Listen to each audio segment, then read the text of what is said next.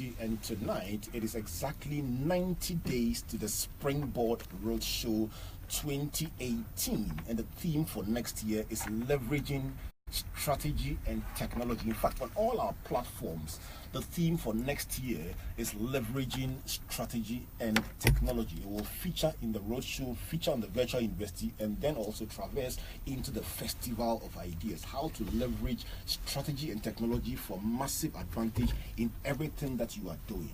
And while we are that, we've been building up to that theme with a discussion about smart solutions. We look at personal, corporate, payment systems, we look at healthcare, we look at education. Now we are moving from education into human resource management. As part of our educational discussion, we're looking at what does industry require? What are the skills that industry requires? Recently, the World Economic Forum listed top 10 critical skills or attributes that each one will need to find a job or further their careers from 2020 and beyond. That's exactly 3 years' time. In their estimation, without these skills, you are defunct or you are toast. This is a mega issue. What do these skills or attributes mean? How are they measured? Is your education preparing you for them tonight? And if you are caught in a place where you say, if I knew this earlier, I would have prepared differently. What do you do to catch up and make sure you are the cutting edge? Tonight, we measure your 2020 compliance level. My guests, Doris Ajiman is a lead consultant of Clear Compliance Solutions. As you can tell, she's a compliance expert in the US. Doris, welcome to Springboard. Thank you. Good to see you. Good to see you too. And for full disclosure, Doris is also an alumnus of Calvary Road Incorporated.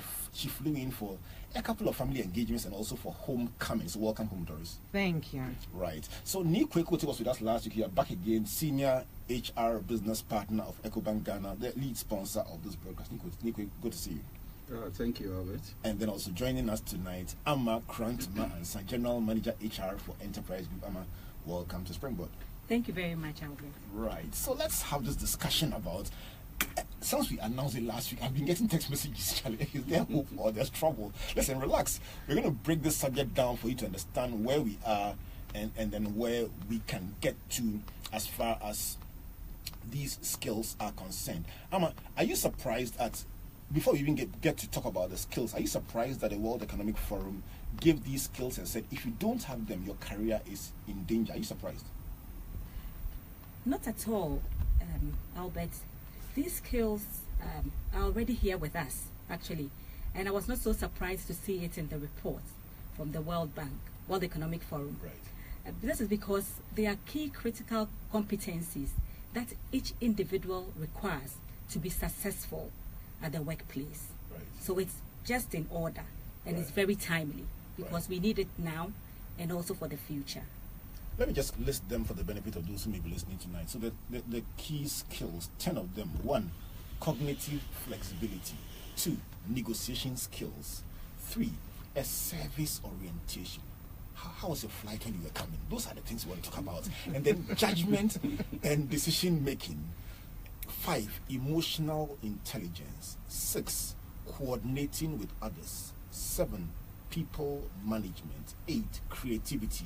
9, critical thinking. And 10, complex problem solving. Doris, which one is your favorite? Probably the creativity, looking at having creativity. Right.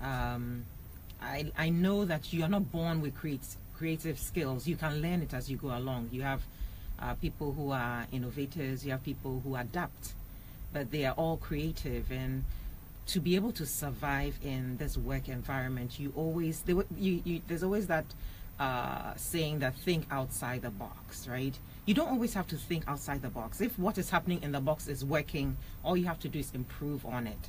But the point here is always be thinking about improving yourself, improving your work, improving what is going on around you. So right, I want to find out from you what compliance has to do with all of this. But let me go to Unique Kote. Which would you call your favorite of the 10 attributes that have been listed by the World Economic Forum?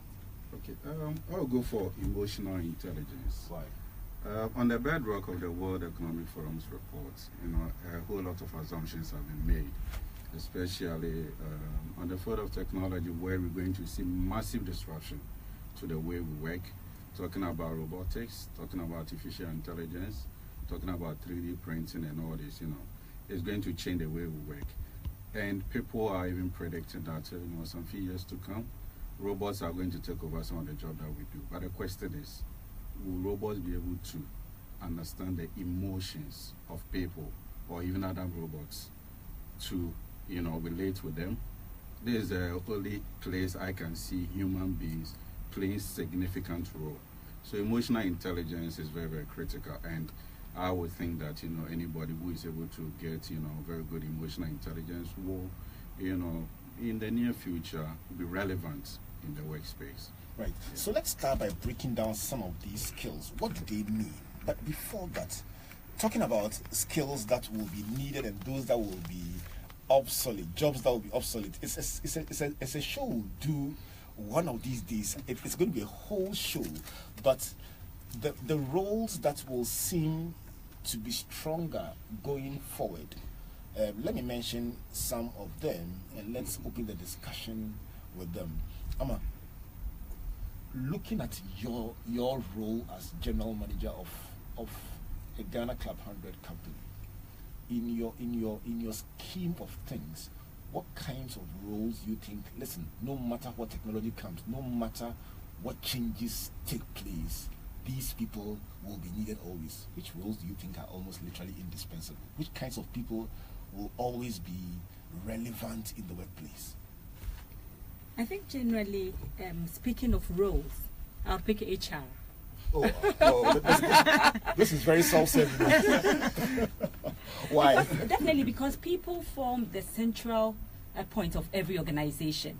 We can have the best of strategies, we can have the best in terms of technology, but we need people to drive the agenda and make sure that the company's objectives and goals are realized. So people management will definitely be top on the agenda. You are biased, and your submission is null and void. I'm looking at the report here that gives eight roles that will be very critical going forward. Number 1, data analysts. Number 2, computer and mathematical jobs. Number 3, architects and engineering. Number 4, salespeople. Number 5, senior managers that lead companies through transformational periods and so on. Number 6, product designers. Number 7, the one that you like, HR and organizational development specialists.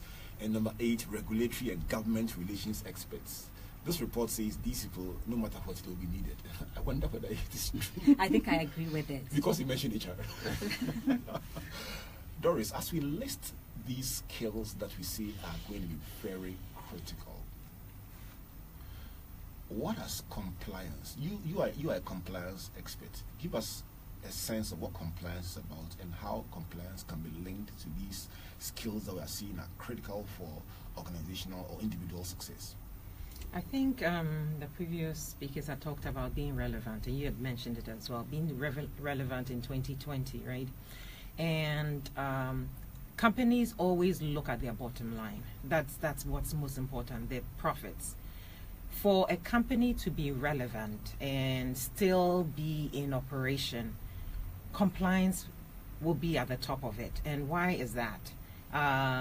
Right now, if we are looking at whether the company is a local company or looking to expand, and I'm hoping that they would want to do that, keeping focus on compliance would be key.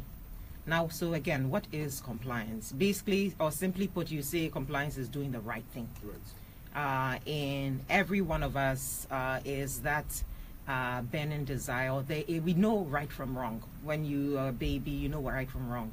If I'm going to be doing business with you as a person, I'll be looking for someone who has integrity, someone who is ethical. Same thing. If I'm going to be doing business with a company, that's one of the key things I'll be looking for.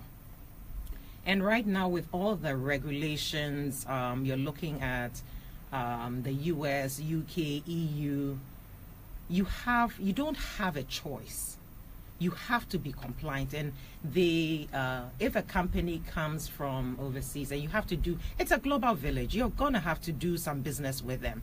They are required to look at the way you do business. They are required to see whether you are compliant. And if you're not, they run away. And the reason is because they are fined heavily in their home countries. And it doesn't matter if you're a third-party supplier, you're a vendor, you need to make sure that that vendor is doing the right thing. And if I have a company who is in Malawi or Ghana or wherever, I need to make sure that they are compliant if I can do business with them. Otherwise, I'm in trouble. Is there a link between compliance, as she describes it, and these skills that are being demanded by companies? I'll tell you why I'm asking this. I saw a form that a company had designed for stakeholders to fill, and I was like, listen, I mean, you are giving somebody a role, let's say a board role or some of the regulatory requirements. The kind of questions they ask, they go back to your primary school. They stretch the issue and the detail that is required, several pages of very intrusive details. Is there a link between compliance and some of these skills and attributes that are being demanded? Yes, code of ethics actually forms the basis of selecting people to do a particular job or a role within an organization.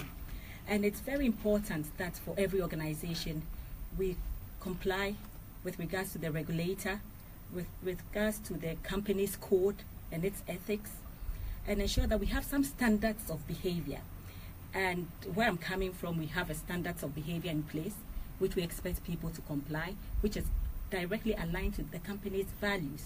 So it's very essential that we comply to these things to make us very compliant in the eyes of the regulator and also in the eyes of the corporate environment that we operate in.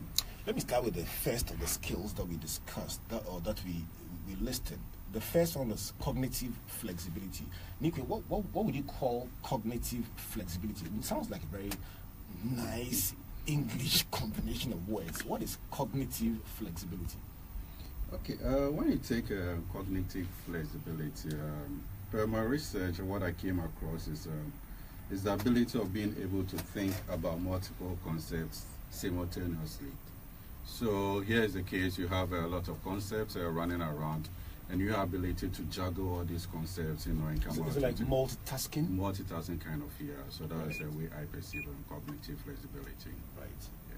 So the average person doing a job will leave one meeting.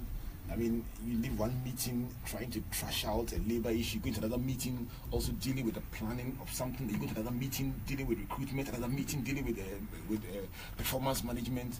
I guess it's the ability to juggle all these things and still keep your head on your shoulder. It's obviously the case because there are a lot of things competing for attention during the day.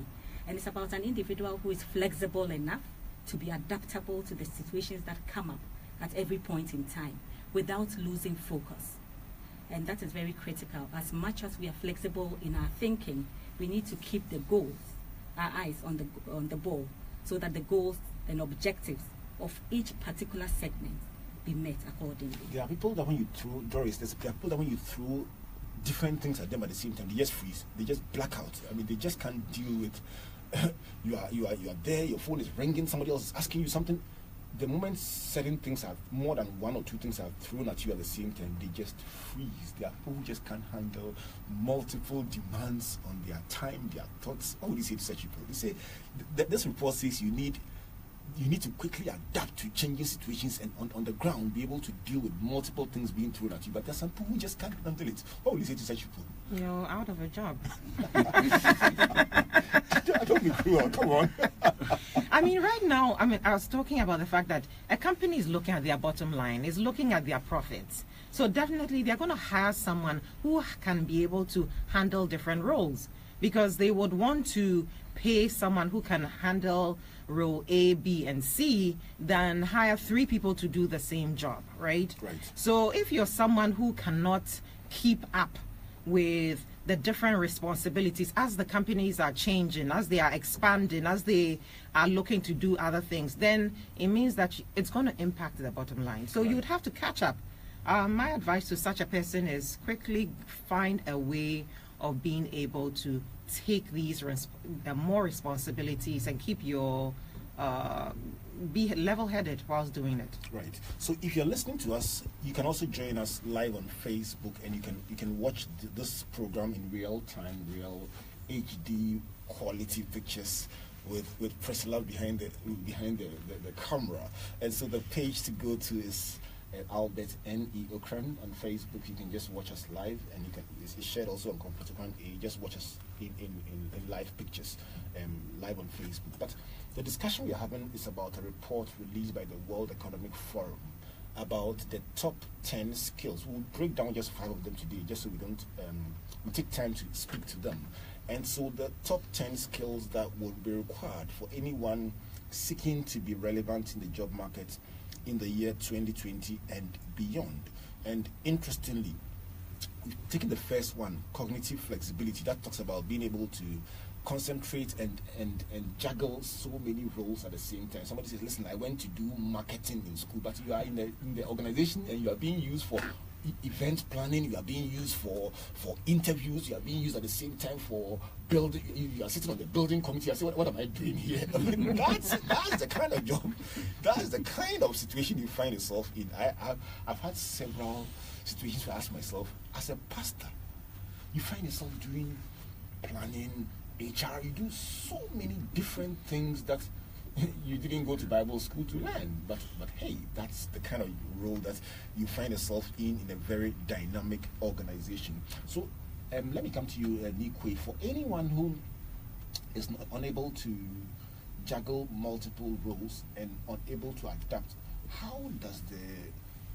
why would the report think that you will be irrelevant going forward? Okay, so with the onset of technology, and even before that, a lot of companies are looking at sustainability, and the Trump card now has been doing more with less. Right. So which means a lot of companies are thinning out their workforce numbers. So they are looking at people who could multitask, people who could do a lot of things at the same time. So that, for instance, if I need 5 people to do this task, and I can get one person who could multitask and get a thing done, why would I be keeping those 5 people? Obviously, I'll go for the one person who be able to do all these things. Are you suggesting that if you had 5 people in a role and you were required by the parent organization or the bigger corporate to reduce it to 1, you will select the one who can play multiple roles at the same time? Definitely. Definitely. Okay, so if you're listening tonight and you've been told that your department is about to be slashed down, and you're asking yourself, what do I do? And you're praying. Beyond prayer, ask yourself, how much value do you bring on the different touch points within the organization? Once you can do multiple things, you are relevant across different fields, you will keep your job and somebody else will go. All right. Next one is negotiation skills.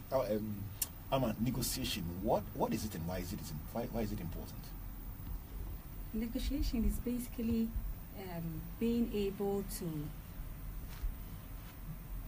to seek out something. If you want to actually, you need to know what you are negotiating for in the first place. Right. You need to know what you are looking for. And then you always need to negotiate from a position of strength. You should look at yourself, get to know yourself, introspect, and know that this is what I'm looking out for. And what is the other person going to, what does the other person get in return? So once you know what you're looking for, you'll be able to bargain well in terms of whatever you are looking out for and looking to get from the other counterpart. But in terms of the things that we do, in terms of work, we need to be able to come out strongly on what we are looking for. If we know what we're looking for, then we would work towards it. We'll put in place the milestone that will help us to achieve what we are looking for and be able to realize the objectives of our game. Funny thing, Doris, the report I'm reading says that's one thing that robots can't do very well. Negotiate. Yes. So the report I'm reading says that, finding common ground, finding agreement, finding a point of agreement between 2 different values will require certain complex social skills that robots cannot adopt very easily. That's why negotiation will be needed. But Doris, if you look in an organization, how will you measure somebody who has negotiation skills? I'm just trying to wrap my mind around it. I do a job as, let's say, production manager. I do a job as, let's say, HR manager. How do you, as the overall boss, measure my level of compliance with negotiation as a benchmark or as a tool? How do you measure it? Negotiation and compliance. Well, let me start from negotiation. If you're in the workplace, you need to learn how to negotiate, whether you're looking for better pay, whether you're looking to be promoted, or whether you're looking to convince your manager about maybe other skills that you need to improve yourself. Right. So your ability to do that well will play well in your favor, of course. And on the other side, if you're the manager and you want your employees to toe a certain line, you must understand how to negotiate with them. You must understand what is important to them, how you can get them around to be thinking the way you want them to think, or to the line you want to in the same way. So if you're bringing in compliance into the company, you need to be able to negotiate with the workers. They need to understand with their daily work how compliance affects them, and you need to have those skills for them to buy into the idea of compliance. The interesting thing I find is that very often, depending on who's introducing an innovation, a new concept, a new idea, and how it is packaged, people can either rejoice or go on strike. That's right. It depends on who does the communication. Somebody can announce something so well that people be clapping and saying, "Great, when do we start?" And the same thing that is being introduced, somebody else can announce it and the staff will say, "No, we won't do it." What is it that makes some people able to communicate? And this is part of the negotiation, I guess. Nikwe, how do you get the point across in a way that will make people buy into it, even if it's a very difficult, a difficult line that you're trying to do, as Doris mentioned? Okay, in the framework of the report, it's identify negotiation skills as the ability to dialogue, to come to a common consensus. Why is it needed? It's very critical. For instance, let's say you are in an organization, and here we're talking about somebody who could juggle around and handle multiple works and all that. Now we also need somebody who can cut across all the various layers of the organization, get people on board to support a particular worthy cause in the organization. For instance, it's a project that we're rolling out. Now, how do you get a buy-in of the other players in that particular project?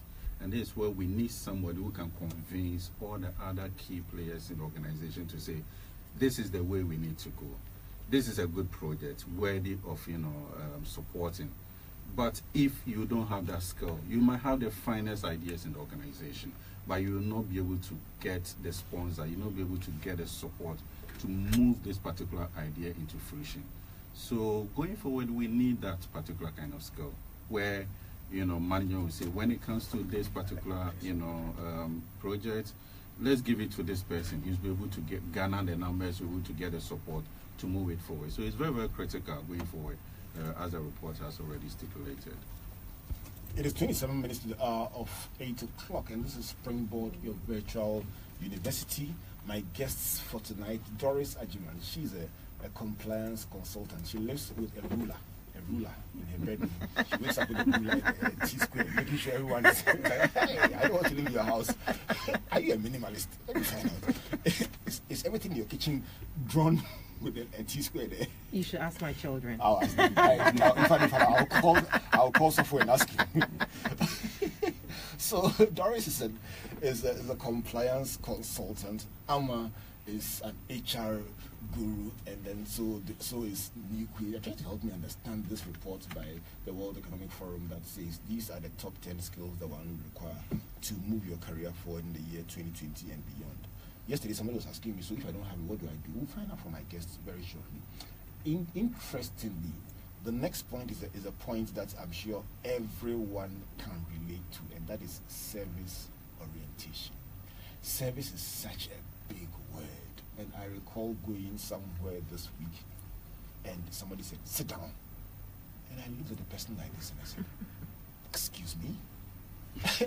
I mean, sit down. I mean, almost like you can't even talk to these days. You can't even talk to nursery children like that. And this is somebody who's supposed to be paid by an organization in a front line role. Let me start with you, Amma. How big is service, and why is it being touted as one of the things that if you don't have, forget it, you will not keep your job? I think service, it's everything in terms of the world of work. We do have clients that we service, and without the clients, we are going nowhere.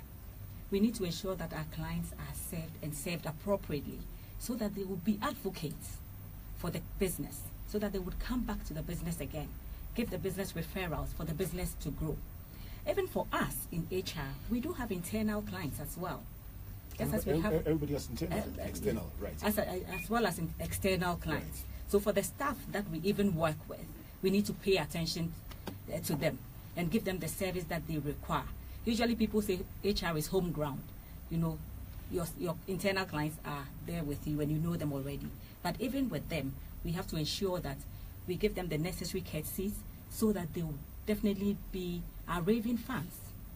Definitely, if we want them to actually, we want to get their buy-in and to leverage on that, to do the things that we have to do to drive business performance, then our service orientation should be upmarket. I mean, Doris, everybody talks about service and makes it sound like it's a natural progression. But we hear of also very atrocious service situations. I mean, I was talking to Uncle Richard. He talked about the fact that his flight was delayed for 3 hours on the tarmac without explanation. It's a reality.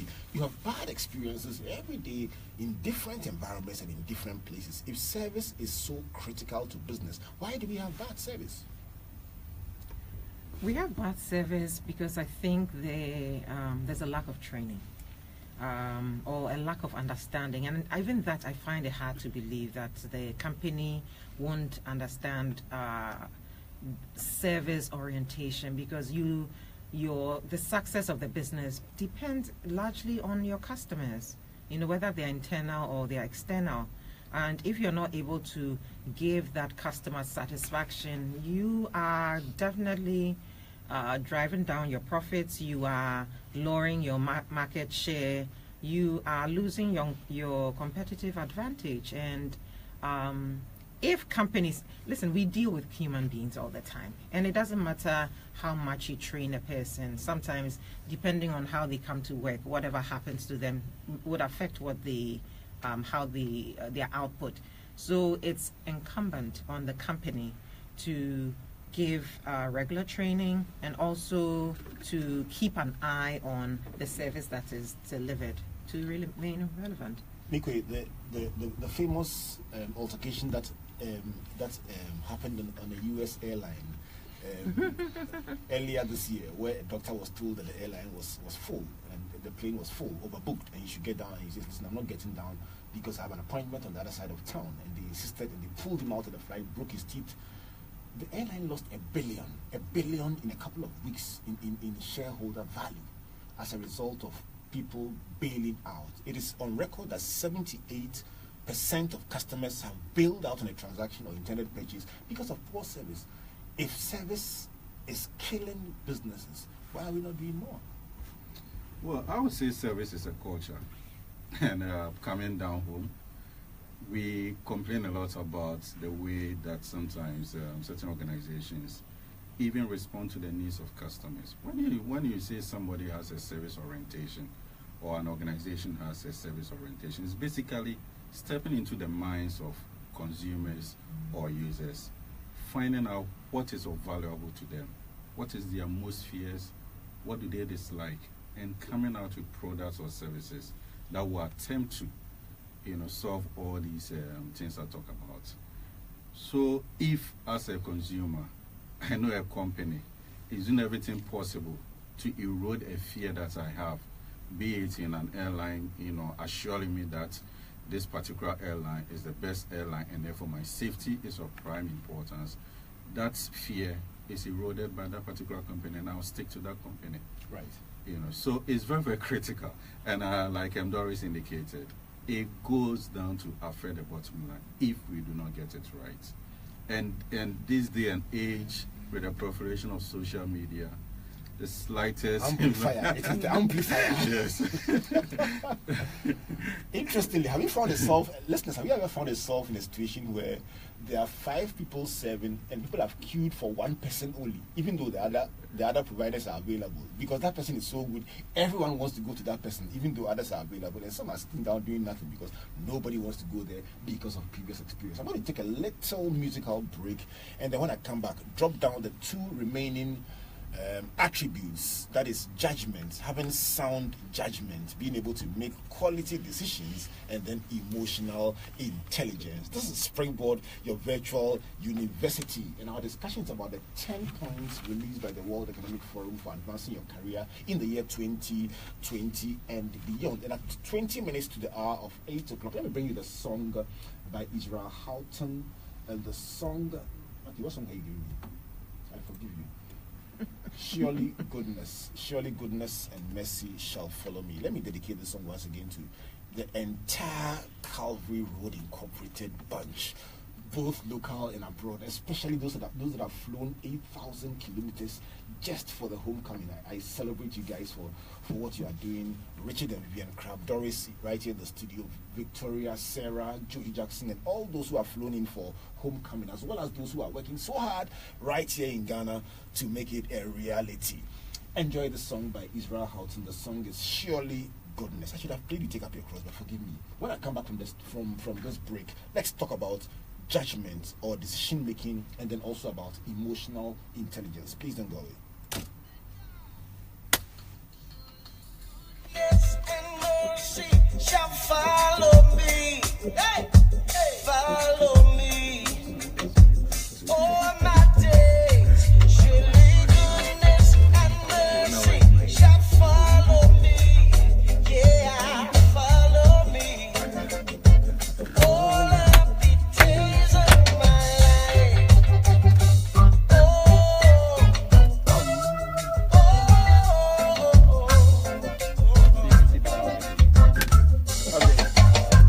used to believe that I could never ever please you.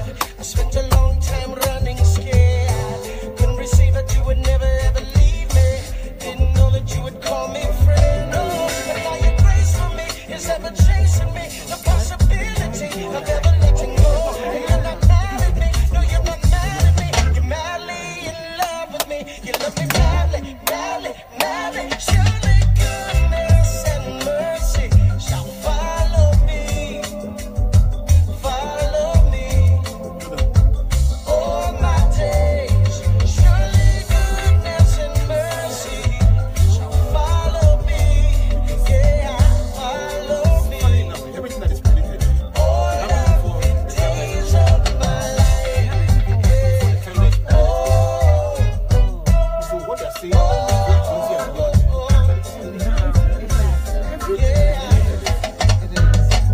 out of my mind, I sing your praises so freely. I lift my hands and I lift them high. Open my heart to say that you are so lovely. I worship you as a lifestyle. And now your grace for me is overtaking me. The possibility of ever letting go. Said you're not mad at me. No, you're not mad at me. You're madly in love with me. You love me madly, madly, madly. Surely goodness and mercy shall follow me.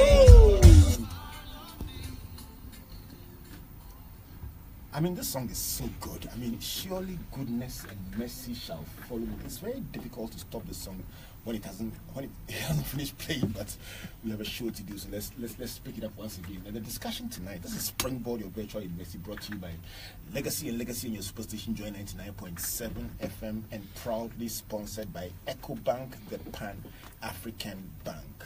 Let me remind you that in Tuesday's edition of the Graphic Business, you get a full transcript of tonight's very insightful discussion. And today we are looking at the first 5 of those 10 skills that the report mentioned. So far, we've looked at cognitive flexibility as the first one, negotiation as the second one, and then we've touched on service orientation. Why is service important? Because that member of your team, that member of staff who has a service orientation is the one that you want to keep, or the one that you want to employ, because your customers would love that person, and that person would always bring extra value in the business. And so if you say, listen, I'm not a friendly person, so maybe I don't like smiling, listen, you will lose your job, not because you are technically incompetent, because you just can't relate to people. And that is the bottom line. Let's talk about judgment and decision making. Doris, let me start from you for a simple reason. For what you do, decision making and sound judgment, I'm sure it's a very key thing to you as a person because of the area in which you operate. But why would you place premium on a person who makes sound decisions in your rating of people whose jobs they must keep? Why would you rate judgment or sound decision making as a very important skill? It'll be important because if I give a person a role to take, I'm putting a lot of confidence in the ability to make good decisions for my business. If I'm not there, I can't always be everywhere, and that's why I employ you. So if I have an employee who can think on their feet and will bring in more business, that's definitely a kind of person I will hire. So I would put premium on such a person because I know very well that I have confidence. I can leave things in their hands and not worry about them making me lose business because of decisions they make. Right. It's said that the higher you go, the more one bad decision can cost the company millions and to some extent billions. I mean, for you in the HR role, in hiring people for top level positions, how do you measure? If you sat on an interview panel choosing somebody for a top role, how do you measure a person's sense of judgment and quality decision making? How do you measure it? Do you have a barometer for that? Generally, an interview session alone may not be the only tool that you can use to measure people's judgments. We do have some assessments that people take for senior managers for you to be able to assess their level of judgment. Because as you rightly said, the decisions that we take on a daily basis could be detrimental or could be in favor of the business. So it's essential that the people we bring on board are people that we can trust and people that we can actually be confident enough to know that they will make good judgments. There are also some behavioral questions that can be thrown in an interview situation, whereby the individual will talk about a situation, a scenario, what the person did, what the situation was, the task that was done, the action that was taken, and the outcome. And based on that, you can infer from the things that the person has done over the period, considering his experience as being someone who could make some sound decisions that may be required at that level. Let me ask you a very personal question. Have you ever sat in an interview session where you look at somebody and you say, this candidate is good, but based on some answers they gave or something you may have observed, the person looks like somebody who will make either rash decisions or low quality decisions. So even though they are technically competent, you just have to drop them and they pain you a bit. Have you ever had a situation like this before? Yes, several times I would say. Because, as we go up the ladder... You are the headmistress who draws it. Because as we actually go up the career ladder, it's not just about the technical skills, not just the bolts and the nuts. It's about your ability to manage people and influence decisions positively. So sometimes you can actually talk to someone and based on his thinking patterns, based on the things that he says, that he has done previously, and even sometimes some of the references that are made, you can even infer what the future is likely to look. So based on the behavioral questions and the situational the situations that are presented and talked about, actually can make some inferences. So this and most of the time they turn out to be right. Right. Yeah. So Nikwe, a person is listening tonight and they're saying, listen, I know myself. What they are saying, that's me. I am good, but I sometimes make some very terrible decisions. Can a person improve in their decision-making capacity? Can they improve it? Yeah, basically, yes. It's possible for a person, for all these 10 skills that have been listed by the World Economic Forum as the top 10 skills needed. There are skills that can be learned. There are skills that can be harnessed over time. So if you're an individual out there and you think you are technically savvy, but your problem is making good decisions, then I will urge you to look out for various ways. There are a lot of books out there. You go to Amazon, a lot of books on decision making that will help you to harness your decision. Now, I want to go a step further. I think I'm a kind of maybe put fear in the in people, but let's from talking from the technological point of view, when it comes to decision making and judgment. You know, in your intro, you made mention of the fact that some jobs are going to be really needed in the future, and one of them you mentioned about data analysts. Now, when it comes to decision making, going to the technology point of view, also we're looking at somebody who can, you know, play around numbers, come out with information that can direct business strategy and decision. So if you are the type who want to always sit behind a computer, I will urge you to go critically into data analytics or business intelligence. And that is also one of the areas that when it comes to decision making and judgment, you can also make a mark. You know, maybe you are not the type who can really sit at the board level and talk and come out with decisions, but you can also speak with numbers. Then that is an area that you can also, you know, train and make a mark, you know, going forward. It would look evident to me that if you have the capacity to work with people, yes, and then take on board the thoughts of other people, you reduce the likelihood of making an error in your decisions. And then secondly, if you also take on board historicals, take on board available data, and you don't make impulsive decisions, you are likely to save the organization. But somebody will say, listen, sometimes it is hot. What do you do? Right from Tema, obviously watching us on Facebook or listening on Joy FM, says, I am Bright from Community 21. How do these 10 skills play out in the field of education? I don't know whether he's asking about whether the educational education as a profession, or whether the educational system provides you with the ability to play ball on these courses. But let me come to the last one of emotional intelligence. The best description of emotional intelligence, in my opinion, was given by KSM, my friend KSM. He says his mother was so calm in the face of provocation that even when she wanted to beat you, she wouldn't raise her voice. She said, Kweku, come and let me beat you. Good evening, KSM. I know you are listening to us. You are a regular listener to your virtual university. Let me dedicate this one to your mother, who would always call you with a soft voice. Come and let me beat you. So that is emotional intelligence. When you are being provoked and things are happening all over the business, being able to remain calm and to make quality decisions and keep control of your emotions. Is that correct? Or my definition is too KSM?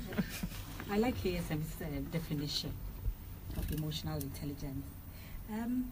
Generally, emotional intelligence, I think, is basically your ability to manage yourself and the ability for you to manage the relationship, your relationship with others, to deliver on a goal or objective.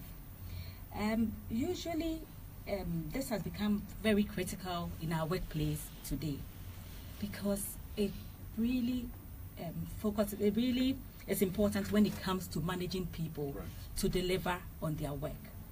These days, we are not managing machines, we are managing human beings, and human beings have emotions. So their emotions need to be managed effectively to enable them have that kind of peace of mind to be able to deliver on the job. It's a very difficult thing. Let me come to you, Doris. Doris, there are times when, you know as a leader that drive the people and they will deliver because they have the capacity to deliver and the potential to deliver, and they need somebody to drive it out of them. There are times too when empathy must make you look at that person who is late, and instead of asking them why you are late, ask them, how are you today? And that day of all these, they just lost a parent. How do you juggle the day when you must say, get to work and deliver the results, and the day when you must say, listen, it's going to be all right? How do you even know when to adopt that empathetic outlook and when to adapt the driver outlook? How do you tell? Is this spiritual? Must you pray? You must pray at all times, right? But like Amma said, you're dealing with people all the time. Yes, you're dealing with your profit, you want to make money and all of that. But at the same time, you must be able to harness your resources. And one of your major resources are your people. If you want to make money, it means that you must know how to manage the people. And a part of that is knowing how to deal with their emotions. One of the and you just took that word right out, talking about empathy, knowing how to make sure you can use those negotiation skills like we talked before, and at the same time be able to balance it at the right time. Knowing your people, you must know your people. That's the only way you're going to be able to do that. You know when to deliver empathy, you know when to draw back and then have that big stick, if that's what you have, to drive and make sure that they are doing. Because once you're able to do that and effectively deliver, you get the results that you want. In part 2 of this discussion, we look at coordinating with others, people management, creativity, critical thinking, and complex problem solving. But Nikwe, give us your closing thoughts on this discussion in a minute. What should we do going forward? Okay, going forward, I just want to give some small statistics that as HR practitioners we need to be mindful of. If you look at the reports that has been churned out, it indicates that by the year 2020, millennials are going to make up 50% of the workforce that we're going to have. So the question is, what kind of environment are we cultivating? Are we putting in place necessary measures to attract millennials into our workplace? And that's something going forward we need to look at. Right. All right. So we talk about millennials and their peculiar strengths and also their differences of orientation. I mean, it's a very interesting subject. We'll pick up another time. Amma, closing thoughts. Okay.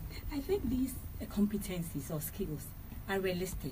They are ones that can be developed. If you do not have them now, you still do have time to build them up.